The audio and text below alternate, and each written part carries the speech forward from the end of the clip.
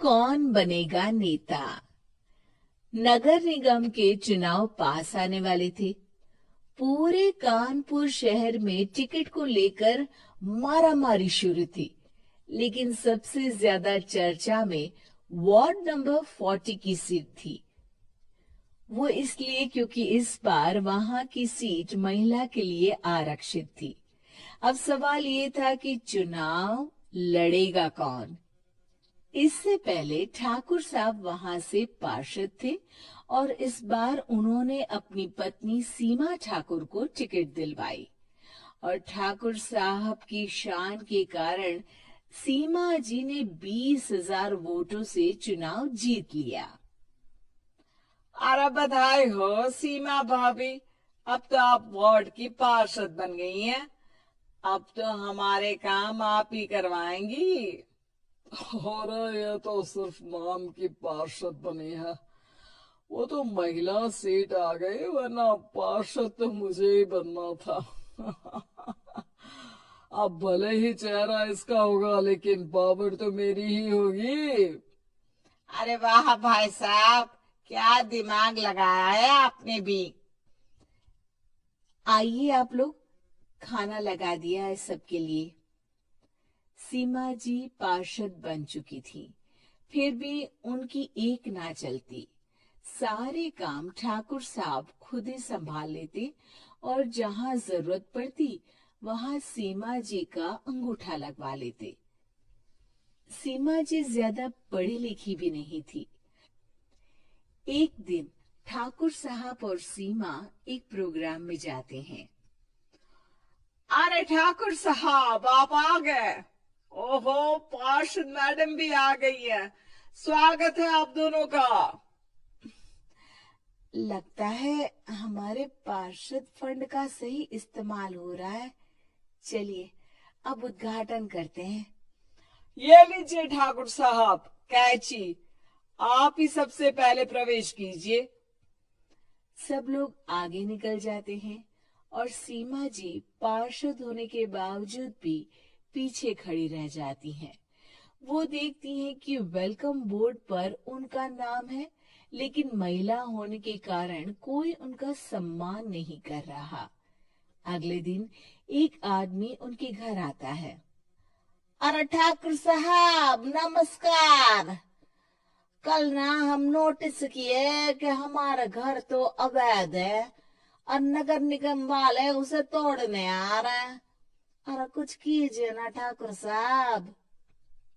देखो भाई, मैं तो ज्यादा कुछ कर नहीं सकता, पर अगर तुम सबकी जेब गर्म कर दो तो कुछ हो सकता है। कुल मिलाकर 4 लाख लगेंगे। अरे 4 लाख ठाकुर साहब। अरे भाई, मैं अपने लिए नहीं मांग रहा हूँ। दरोगा है, इंजीनियर बाबू है, बड़े साहब है, सबको देना पड़ता है ना थोड़ा थोड़ा। बोलो है मंजूर? तभी वहां अचानक सीमा जी आ जाती हैं। अरे ये आप क्या कर रहे हैं? पहले इन्हीं लोगों से तो आपने वोट मांगे, अब इनसे ही पैसे ले रहे हो। अरे चुप रहो तुम। तुम्हारा काम है सिर्फ अंगूठा लगाना, तुम वही किया करो। मुझे दूसरे काम तुम मत सिखाओ, समझी? और तुम ना जाओ, अब पैसे लेकर आओ, वरना जेसीबी किसी भी वक्त आती होगी। सब कुछ ऐसे ही चलते रहता है। एक दिन सीमा जी और ठाकुर साहब को एक लोकल मीटिंग में बुलाया जाता है। वहां पर कई और अधिकारी लोग भी मौजूद रहते हैं। अब मैं चाहूंगा कि ठाकुर साहब हमारे बीच 2 शब्द कहें। मेरे प्यारे भाइयों और बहनों, आज मेरा सौभाग्य है कि मैं आप सबकी सेवा दिन रात कर पा रहा हूँ। आपने मेरी पत्नी को भारी मतों से जिताया है, इसलिए मैं आप सभी का शुक्रगुजार हूँ। मैं आप सबसे वादा करता हूँ कि हमेशा की तरह हमारे वार्ड में किसी को कोई तकलीफ नहीं आने दूंगा। सभी लोग तालियां बजाने लगते हैं। अब मैं माननीय पार्षद मैडम को स्टेज पे बुलाना चाहूंगा। अपने नाम को बुलाया सुनकर सीमा जी एकदम चौंक जाती है।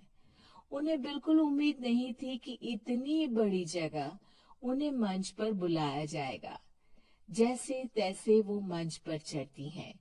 ऊपर जाते ही सीमा जी को सारी पुरानी बातें याद आ जाती हैं कि किस तरह उनके पति उन्हें कभी भी आगे बढ़ने नहीं देते और उनके नाम से गलत काम करते हैं।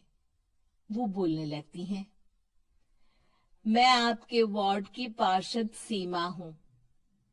आप में से बहुत कम लोग ही मुझे जानते होंगे क्योंकि इससे पहले मुझे कभी ऐसा मौका ही नहीं मिला।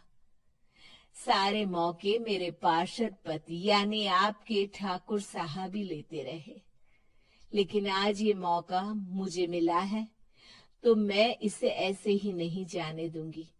मैं आपको ये बताना चाहती हूँ कि आपके ठाकुर साहब मेरे नाम की आड़ में गैर कानूनी काम करते हैं,